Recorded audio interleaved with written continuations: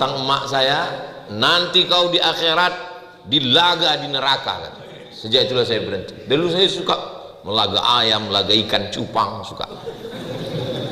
Nah, jadi sejak itu karena ajaran orang tua berhenti. Tapi melihara ayam suka saya ayam bangkok, ayam yang besar. Ada kakak ibu saya yang ngajari, kau mau biar supaya ayam kau ini ditakuti ayam-ayam yang lain? Oh, suka. Gimana biar ayam saya ini jago? Apakah jalunya dikasih pisau? Bukan. Gimana caranya? Tangkap burung elang, terus ambil minyaknya. Burung elang itu kalau dipanggang ada minyaknya. Ambil minyaknya, sapukan ke badan ayam, lepaskan. Nanti ayam orang lain lari. Kenapa? Karena yang dia cium bau elang. Jadi mana tahu ada yang suka. Coba amalkan. Saya belum pernah nyoba karena saya sudah berhenti laga ayam. Ambil elang, bakar, keluar minyaknya, sapukan ke kepak ayam. Begitu dilepas, ayam orang lain lari karena dia cium, wah ini CEO yang menyamar.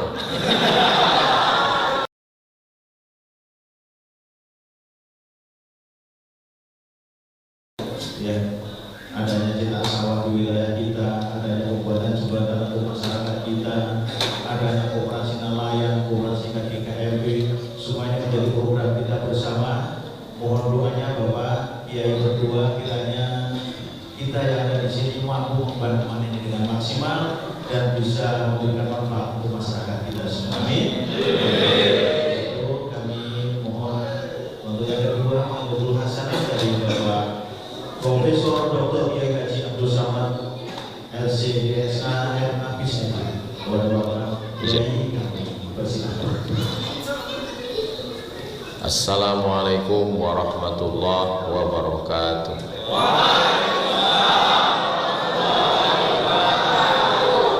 Apa kabar Bapak Ibu semua?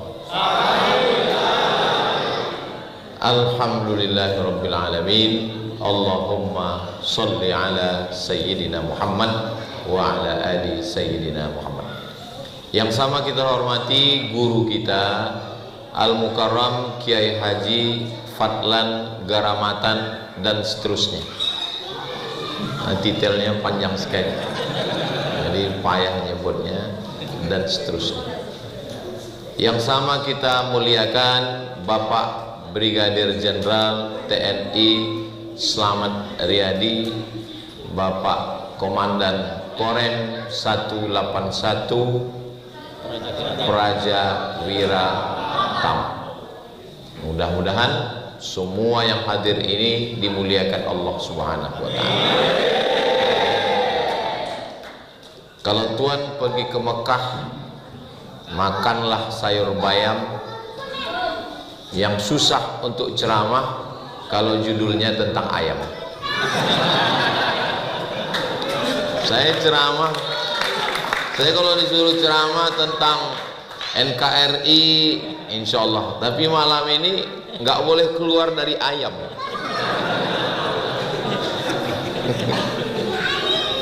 Makanya tadi kalau Bapak Ibu lihat saya lama diam, itu sedang mengumpulkan bahan tentang ayam.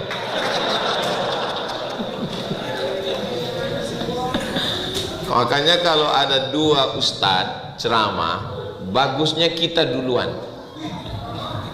Kalau kita nomor dua, itu judulnya kita harus mesti sesuai dengan judul pertama. Kalau tidak, dia tidak linier.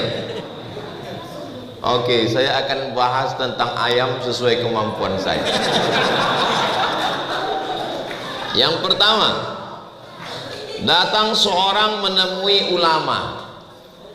Kenapa orang Islam makan ayam dan dilarang makan babi?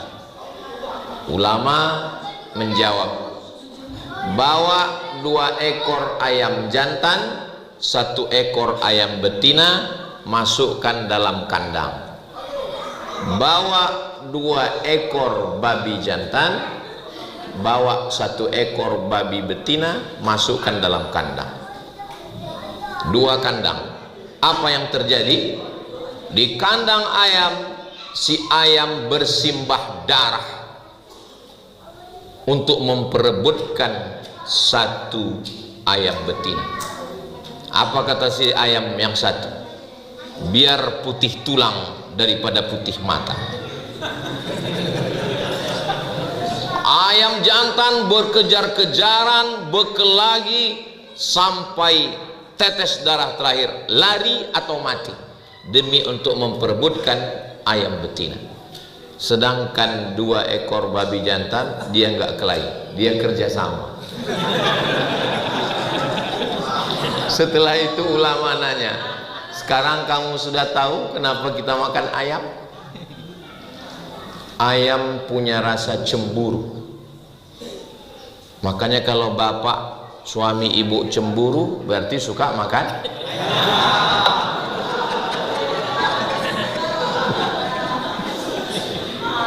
ayam. Punya prinsip, ayam tidak akan pernah mau berbagi dengan yang lain. Nggak ada istilah tawar menawar, lari atau mati. Nah, ini tentang masalah ayam. 1 poin ayam yang pertama. Habis 5 menit. Ini enaknya ceramah di Masjid Korem 181. Jamnya jelas. Yang kedua, ayam tidak pernah memperlihatkan auratnya karena bulunya lebat. Ayam hanya bisa dilihat auratnya kalau dia sudah mati. Disembelih, dimasukkan ke air panas, dimasukkan ke mesin menguliti ayam, barulah terlihat auratnya.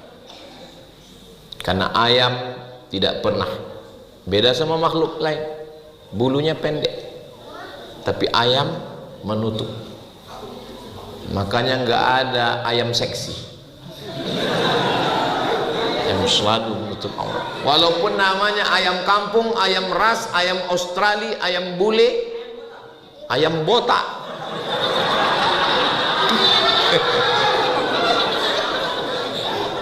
Ayam botak ini karena gugur, dia sudah keluar dari fitrah ayam. Kalau ayam yang asli dia berbulu menutup auratnya. Ini poin yang kedua. Sampai berapa ini Pak Ustadz? Sampai bahan saya habis. Ayam yang ketiga sudah menjadi prinsip kita dari Sabang sampai Papua. Jangan sampai rezeki dipatok ayam. Karena ayam sudah bangun sebelum matahari terbit. Sekarang orang bangun kesiangan gara-gara game online. Scroll. Rezekinya dipatok ayam, diterkam kucing. Habis. Makanya kalau kita dulu di kampung belum ada jam weker, orang biasanya cukup dengan memelihara ayam. Dengan memelihara ayam, dia tidak akan tinggal sholat subuh. Sekarang sudah ada jam Pak Ustadz, tidak perlu melihara ayam. Ayam nama jamnya smartphone. Smart cerdas, phone handphone, smartphone handphonenya cerdas, orangnya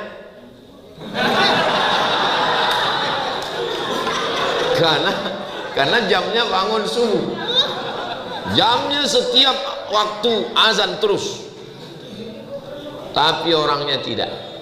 Dan ayam selalu tepat waktu, on time. Makanya kalau mau on time makan, saya nggak ada ngomong begitu.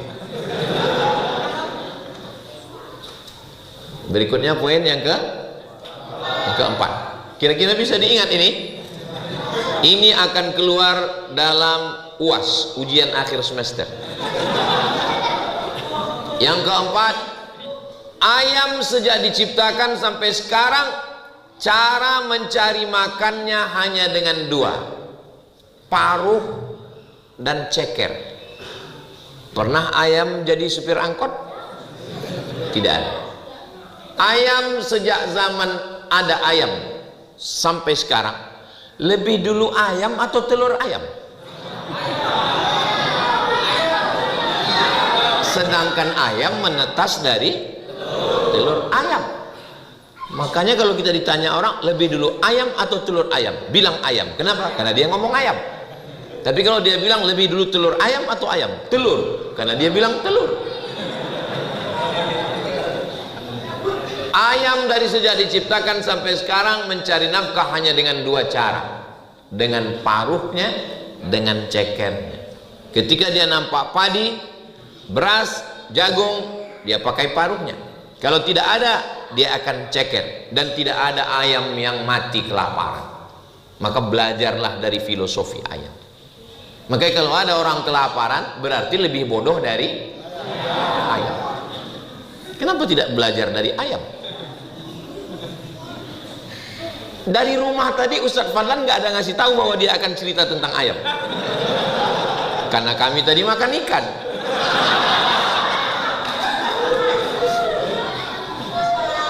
Berikutnya yang kelima, ayam selalu mengeluarkan dari dirinya itu bisa dipakai orang. Ibu-ibu kalau membersihkan debu-debu pakai bulu ayam. Ada orang pakai bulu harimau, langsung ditangkap polisi karena sudah membunuh binatang yang dilindungi negara pakai bulu ayam. Begitulah ayam selalu bermanfaat. Ayam mengeluarkan telur, telurnya diambil. Maka ada jenis ayam namanya ayam petelur, telurnya saja diambil. Ada ayam yang diambil hanya dagingnya saja, sebulan produksi ayam. Ada ayam tidak diambil telurnya, tidak diambil dagingnya, tapi untuk laga, maka disebut dia dengan laga ayam.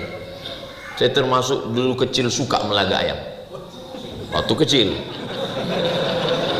Matang emak saya, nanti kau di akhirat dilaga di neraka.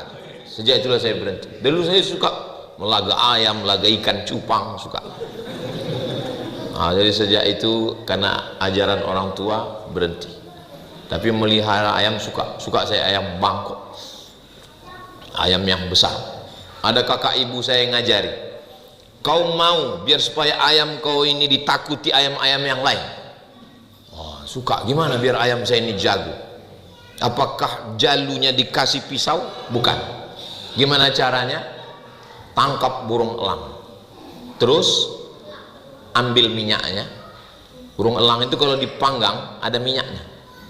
Ambil minyaknya, sapukan ke badan ayam, lepaskan. Nanti ayam orang lain lari. Kenapa? Karena yang dia cium bau elang. Jadi mana tahu ada yang suka. Coba amalkan. Saya belum pernah nyoba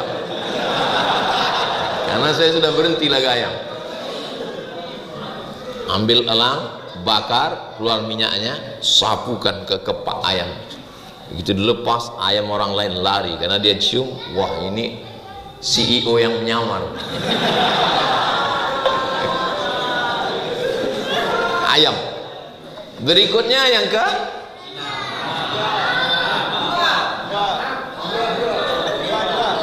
keenam, ayam tidak pernah sampai umur 63 tahun. Karena yang ulang tahun ke-63 ini Korem 181. Ayam hanya paling tua, ayam hutan, ayam kampung 5 tahun dagingnya sudah keras. Ayam yang dari barat itu ayam ras, ayam Australia, bahkan ada yang 1 bulan langsung. Dia hidupnya 1 bulan, tapi dia sudah bermanfaat untuk orang banyak. Nikah, makan ayam. Lahir anak, makan ayam. Walimah, makan ayam. Ulang tahun Korem 181, makan ayam. Bahkan ada orang yang takut makan kambing karena katanya kambing mengandung kolesterol. Bohong, tidak ada kambing yang mengandung kolesterol. Yang benar adalah kambing mengandung anak kambing. Jangan mau dibohong. Dan orang yang tidak makan kambing, dia pasti makan, belum tentu bisa jadi makan ikan. Dia tidak perlu waktu panjang untuk bermanfaat untuk orang lain. Hanya 1 bulan hidupnya dia dipotong bermanfaat untuk orang lain. Tapi ada manusia yang umurnya 40 tahun, 50 tahun tidak pernah mendatangkan manfaat untuk orang lain, merugikan tetangga, menyusahkan mertua. Maka dia perlu malu kepada Allah, kepada ayam. Masa malu sama ayam? Ini terlalu mendalam kajian malam ini.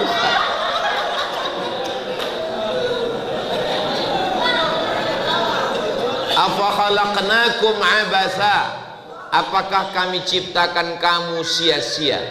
Tidak ada manusia ini yang diciptakan sia-sia. Tidak ada makhluk ini yang diciptakan sia-sia.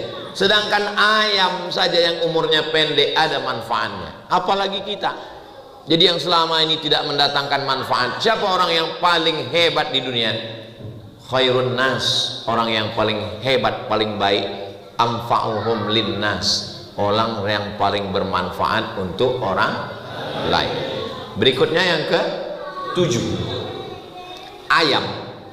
Sampai hari ini, apapun jenisnya, ayam hutan, ayam ras, ayam kampung, semuanya ayam, belum pernah ayam ini makan ayam. Tapi teman makan, belum ada ayam makan ayam. Ayam makan padi, ayam makan jagung, ayam makan gabah, ayam. Tapi ayam makan ayam gak ada. Tapi manusia, makanya kalau tahu orang jangan seperti ular. Saya dulu berpikir kenapa ular sangat ditakuti? Karena ternyata ular makan ular. Ular makan ular. Ular menelan ular hidup-hidup. Cari nanti di YouTube. Pernah nonton? Belum? Nanti saya share. Ular memakan ular hidup-hidup, tapi ayam tidak makan ayam. Begitu ayam dipotong, coba letakkan, datang ayam satu lagi. Dia hanya turut berduka cita. Dia sedih melihat temannya sudah mati. Makanya jangan memotong hewan di depan mata teman-teman. Tak boleh. Kebetulan kemarin waktu hari raya kurban, lepas satu sapi di masjid tempat saya. Saya ketua masjid. Tutup pintu gerbang, tutup pintu gerbang, tutup kunci. Lalu kemudian ini sapi yang terakhir. Kepala sapi itu sudah panjang semua. Diciumnya satu-satu. Dia dekati satu, dia cium. Dia dekati satu, dia cium. Semua kepala sapi itu dia cium. Saya cari di Google, kenapa sapi mencium sapi? Rupanya sapi mengenali itu bukan dengan matanya, tapi dengan penciuman. Diciumnya ternyata, begitu cara dia berkomunikasi. Dia cium ternyata sudah innalillahi wa inna ilaihi raji'un. Tapi dia tidak memakan saudara. Ayam tidak pernah makan ayam.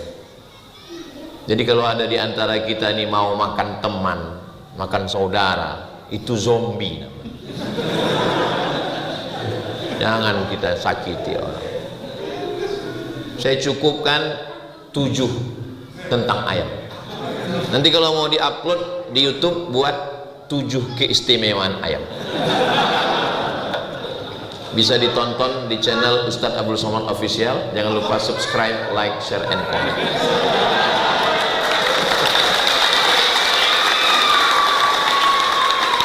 Seumur-umur ceramah saya baru malam ini cerita ayam. Ini hadiah untuk ulang tahun yang ke-63 Korem 181 Raja Wiratama. Raja Wiratama. Tama. Praja itu kalau nggak salah artinya prajurit. Wira itu ya wira, pahlawan. Kan ada tuh wira. Dan utama, yang paling utama. Jadi kalau mau siapalah prajurit yang paling utama? Ya di Sorong ini. Rencana saya, rencana Ustadz Fadlan, rencana saudara kita di Kaimana, bahwa Ustadz Abdul Somad hari Jumat malam Sabtu berada di Kaimana.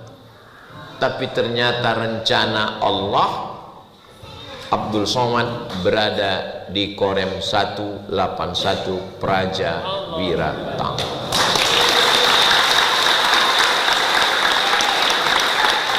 Kita punya rencana, Allah punya rencana. Yang terjadi itu rencana kita atau rencana Allah?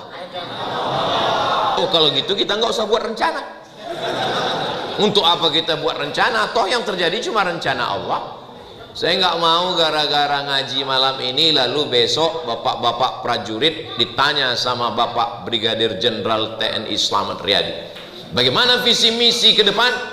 Kita serahkan pada Allah. Nggak begitu.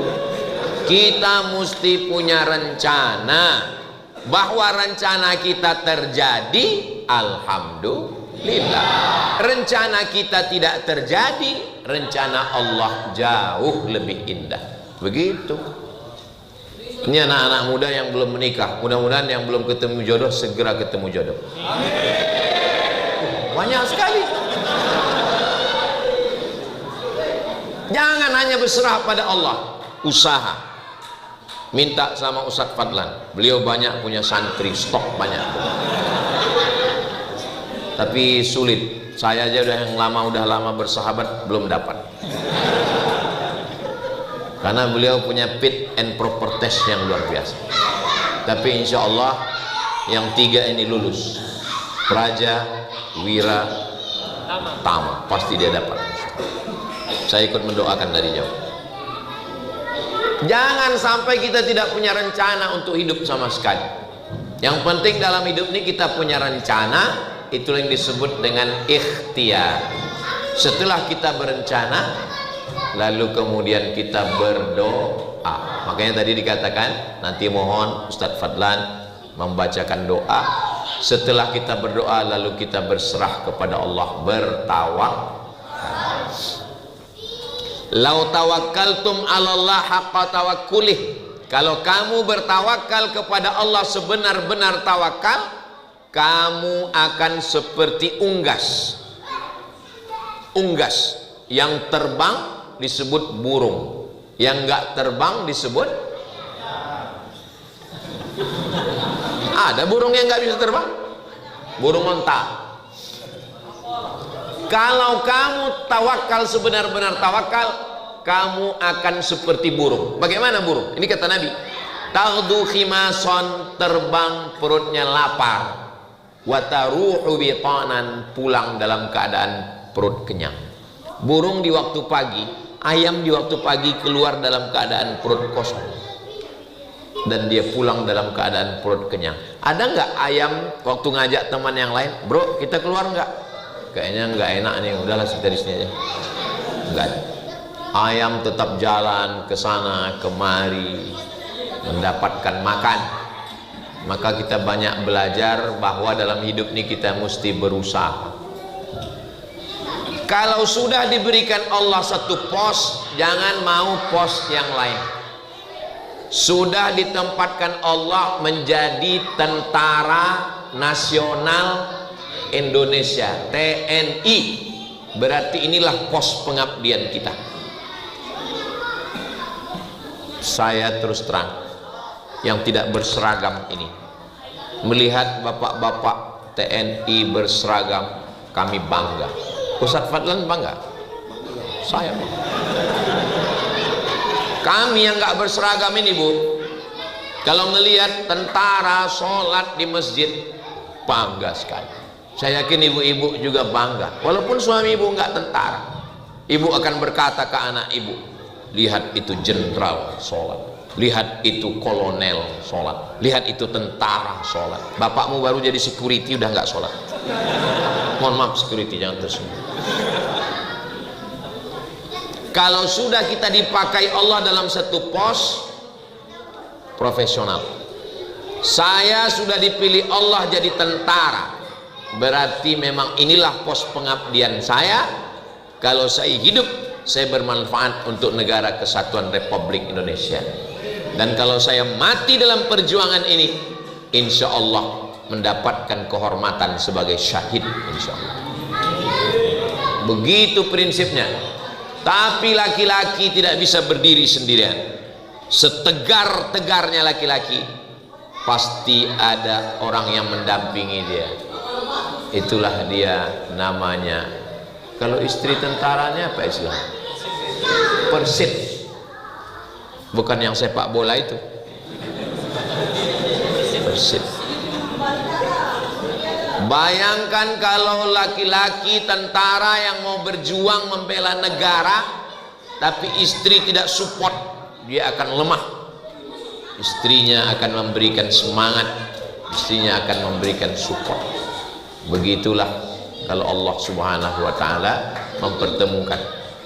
Makanya nanti istri-istri tentara ini akan berkata, kalau ditanya orang, kamu istri tentara? Ya. Kok bisa kamu jadi istri tentara? Jadi istri tentara ini berat, biar aku aja. Kamu belum tentu lulus fit and proper test. Mudah-mudahan ibu-ibu, bapak-bapak, semuanya keluarga besar Korem 181 ini selalu dilindungi, dirahmati Allah Subhanahu wa Ta'ala. Ada seorang panglima perang dari Inggris, namanya Richard the Lionheart. Lion, apa arti lion? Bukan pesawat terbang. Lion singa. Heart, my heart. Richard the Lionheart, Richard berhati singa. Karena dulu raja-raja itu suka pakai nama singa. Makanya raja di Sumatera Utara namanya si Singa Mangaraja. Di Riau ada juga raja Melayu namanya Narasinga dari Indragiri Hulu. Dari Inggris namanya Richard the Lionheart. Waktu perang Richard the Lionheart kena gigit nyamuk, kena malaria, demam di kemah, menggigil di kemah sendirian. Tiba-tiba datang seorang laki-laki pakai jubah dan kepalanya, wajahnya bertutup, membawa satu mangkok obat, menemui Richard the Lionheart yang sedang sakit demam. Lalu Richard bertanya, "Who are you?" Terjemahannya, sampean sopo? Kamu siapa? Apa kata laki-laki yang menutup wajah itu? Ana Salahuddin Al-Ayyubi, panglima perang dari Mesir. Ternyata waktu itu dua tentara sedang berperang, yang satu dari Inggris, yang satu dari Mesir.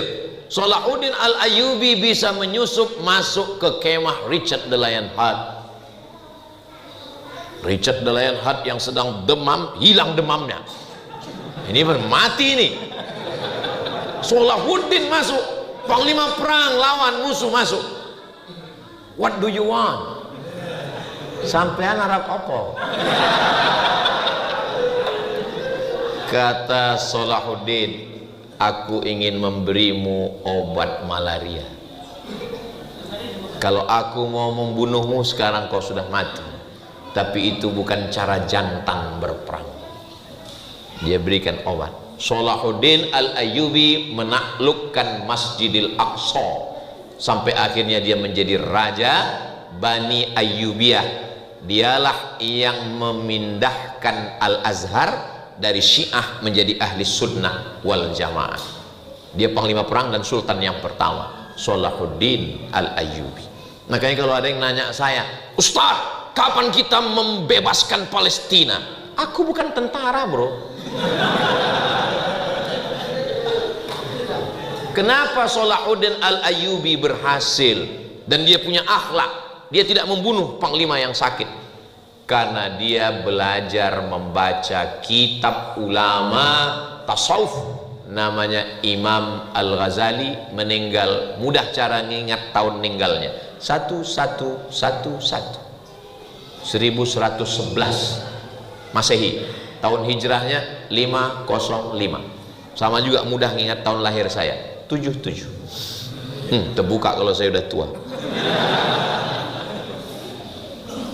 Ulama ngajar tentara, ulama mendidik tentara, sampai akhirnya tentara itu bertauhid, takut kepada Allah.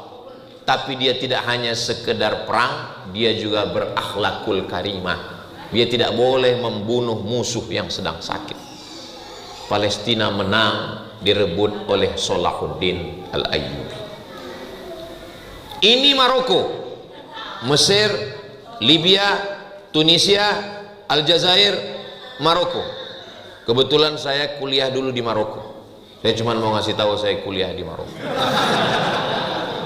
Sampai di Maroko, Afrika Utara, dia naik kapal untuk menyeberang Selat Gibraltar menuju Andalusia. Sekarang kalau saya tanya ke mahasiswa, tahu Andalusia? Banyak nggak tahu. Andalusia nggak tahu? Enggak. Real Madrid Barcelona tahu. Real Madrid Barcelona.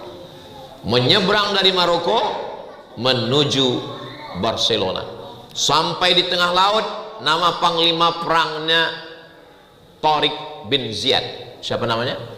Tariq bin Ziyad. Dia ambil api obor, dia bakar kapal. Ainal mafar? Kalian mau pergi kemana? Kalau mundur ke belakang, mati konyol. Kalau maju ke depan, mati syahid. Mau mati konyol, mau mati syahid? Mati syahid. Allahu Akbar. Islam berkuasa di Spanyol 700 tahun. Maka terkenallah yang disebut dengan Alhambra, terkenal dengan Cordova. Di sana ada satu patung, seorang laki-laki, tangan kirinya memegang buku, tangan kanannya memegang kepala. Seorang filosof namanya Averroes, bahasa Arabnya Ibnu Rushd. Islam berkuasa di Spanyol 700 tahun. Tapi yang namanya negara, kerajaan, yayasan, generasi selalu terbagi menjadi 3: pejuang, penikmat, penghancur. Kakeknya pejuang, anaknya penikmat, cucunya penghancur. Makanya kalau kita mau anak kita terus berjuang, cucu kita terus berjuang, jangan kasih dia hidup nyaman. Dia harus terus berjuang. Jangan sampai dia berada di zona nyaman, comfortable zone. Bangun pagi, tarik selimut, scroll, nyantai. Nggak boleh ada zona nyaman. Maka kita mesti belajar kepada ayam. Kita masih ayam. Walaupun kita sudah ke Spanyol kemana-mana, kita masih ayam. Ayam tidak pernah nyantai. Ayam terus berjuang. Ayam yang nyantai hanya ayam kandangan. Ayam yang diikat dalam kandang. Ayam yang natural, dia akan terus berjuang mencari makan. Maka kita juga begitu. Islam bisa hebat karena tentara-tentara yang hebat. Apa yang paling hebat di zaman dulu? Biasanya ada 2 blok, satu blok barat, satu blok timur. Yang blok barat namanya Donald Bebek, Donald Trump. Yang blok timur namanya Vladimir Putin. Dunia sekarang 2 blok, blok timur dan blok barat. Zaman Nabi juga 2 blok. Satu blok namanya Romawi, satu blok namanya Persia. Blok barat Romawi, blok timur Persia. Panglima perang Persia yang paling hebat, terkenal, tak terkalahkan, namanya Hormuz. Sekarang menjadi Selat Hormuz. Siapa yang mengalahkan Hormuz? Jangan kemana-mana, kita lanjutkan setelah yang satu. Siapa yang mengalahkan Hormuz? Yang mengalahkan Hormuz adalah sahabat Nabi, panglima perang. Kalau diukur setiap jengkal tubuhnya, dijengkali setiap tubuhnya, tidak ada kecuali 3 bekas. Bekas tombak, bekas pedang, bekas panah. Namanya Khalid bin Walid lah yang mengalahkan Hormuz. Di akhir usia tuanya Khalid bin Walid menangis di atas tempat tidur. Sahabat heran, kenapa kau menangis Khalid bin Walid, kau panglima perang?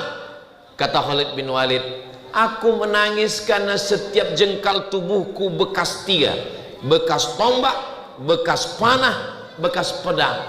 Terus kenapa kau menangis? Aku menangis kenapa aku mati di atas tempat tidur, kenapa aku tidak mati syahid. Kenapa aku mati di atas tempat tidur? Kenapa aku tidak mati syahid? Maka hewan pun bangga kalau dia mati syahid. Siapa hewan yang mati syahid? Ayam. Karena dia disembelih atas nama Allah. Bismillah. Tiba-tiba datang orang nelpon dengan suara yang tersengal-sengal. Ustaz Somad, Ustaz Somad, Ustaz Somad. Apa saya bilang? Ini ada kambing ayam yang ditabrak truk. Saya kebetulan pinggir jalan, udah mau mati Pak Ustaz. Kalau mati jadi bangkai, kalau disembelih jadi halal. Sembelih, saya bilang, sembelih. Selesai itu handphone pun mati. Baru saya sadar, ayam siapa? Kena prank saya. Ternyata dia cuma mau menghalalkan saja. Sehingga kalau dipotongnya ditanya orang, kenapa kau potong? Ustaz Somad yang nyuruh. Makanya hati-hati, banyak orang ini menjebak kita. Saudara yang dimuliakan Allah Subhanahu wa taala. Jadi kalau sudah ditempatkan Allah pada satu pos, jangan mau jadi pos yang lain. Saya tidak tentara Pak Ustadz, saya dokter. Berjuanglah di dunia kedokteran itu. Jangan sudah jadi dokter pingin jadi tentara. Kalau mau jadi tentara, jadi tentara. Atau dokter yang masuk tentara. Silakan berjuang jadi apapun. Saya kebetulan berjuang dalam bidang agama. Saya mengajar agama Islam. Ustadz Fadlan Gharamatan mendidik, berdakwah, masuk ke pedalaman. Ini memang sudah bidang kami. Siapa yang paling mulia nanti di antara kita di hadapan Allah? Enggak tahu. Saya sangka tadi waktu masuk dikasih kursi dengan jenderal, sayalah yang paling mulia. Ternyata ada yang lebih tinggi lagi. Enggak tahu kita di akhirat. Makanya yang penting hidup ini kalau sudah dapat pos, jadi tentara, jadi istri tentara, jadi dokter, jadi ulama, jadi polisi, jadi pejabat, pakai itu untuk menolong agama Allah. Kira-kira Ustadz Somad, Ustadz Fadlan dengan tentara, kalau dia ngelarang orang buat mungkar, buat dosa, yang lebih didengar orang Ustadz Somad atau tentara? Ada orang main judi, terus datang saya melarang. Innamal khamru khamar wal maisir judi wal ansab menyembelih binatang untuk berhala wal azlam mengundi nasib rijsun najis min amali syaitan perbuatan setan fajtanibu. Dia nggak peduli. Emang masalah buat Allah? Dia nggak peduli. Padahal saya sudah bacakan ayatnya. Tapi kalau tentara yang datang nggak perlu baca ayat, cukup dia cabut bayonetnya. Masih mau mencret dia langsung. Selagi pisau masih ada, selagi senapan masih ada, selagi pistol masih besi, selagi seragam masih ada, pakai selama masih ada aturan negara yang melindungi. Jangan nanti ketika sudah baju ditarik negara, pistol ditarik negara, barulah datang pengajian dan nanya, Ustadz Fadlan, apa yang bisa kita lakukan? Bapak masih aktif, sudah pensiun Pak. Ya banyak-banyak istighfar aja lah Pak.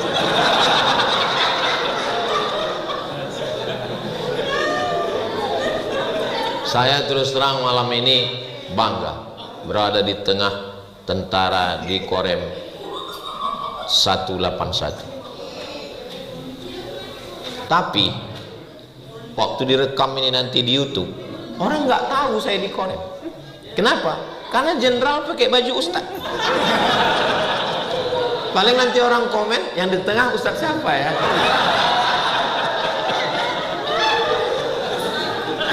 Masya Allah, tabarakallah. Langkah, rezeki, pertemuan, maut, kuasa Allah, bukan kuasa kita. Karena sering ketemu lalu jadi jodoh, atau karena jodoh lalu bertemu?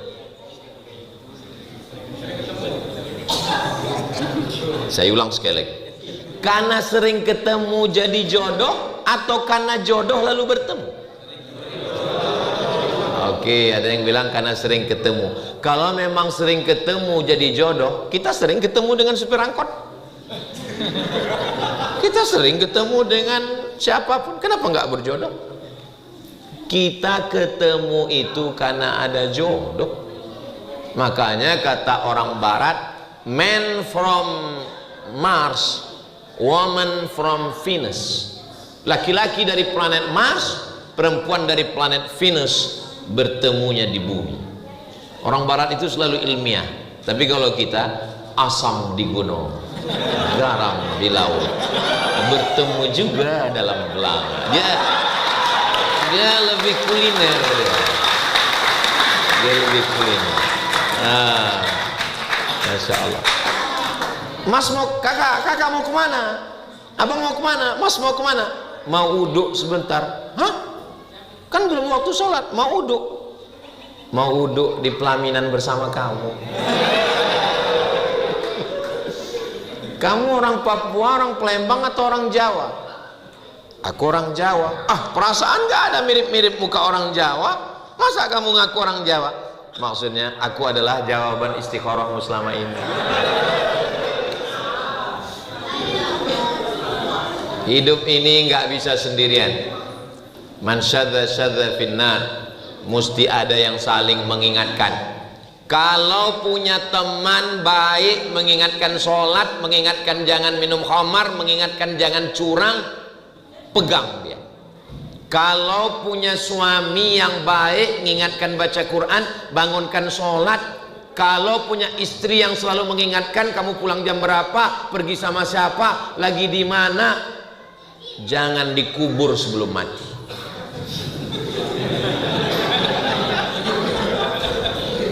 Al-mu'minun laki-laki, wal mu'minat perempuan, ba'duhum awliya'u ba'd, mereka saling tolong menolong. Malam ini spiritualnya dikuatkan, dan besok pagi dalam rangka ulang tahun Korem 181, pentas sudah siap, dan besok akan ada lari untuk sehat. Karena banyak juga sekarang orang suka jogging, lari, pas ditanya kamu kok lari? Supaya bisa lari dari kenyataan. Asik gitu.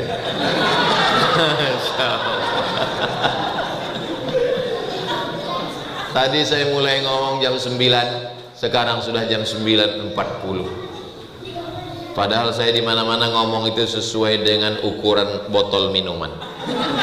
Dan ternyata rahasia ini sudah bocor. Karena mereka tahu dari Korem 181 Ustaz ini ngomong berdasarkan botol, dikasihnya 6 botol. Mudah-mudahan apa yang saya sampaikan malam ini menjadi amal jariah buat kita semua. Akhirnya saya ucapkan tahniah, selamat 63 tahun Korem 181 Raja Wira Tama. Semakin solid, semakin kuat, menjadi patriot, menjadi prajurit, menjaga negara kesatuan Republik Indonesia. Puncak dari tausiah, bukan tausiahnya tapi doanya, aminkan doa yang akan dibimbing langsung oleh guru kita Kiai Haji Fadlan Karamatan. Saya tutup dengan pantun penutup, menangkap puyuh di Bukit Selasih. Thank you dan terima kasih.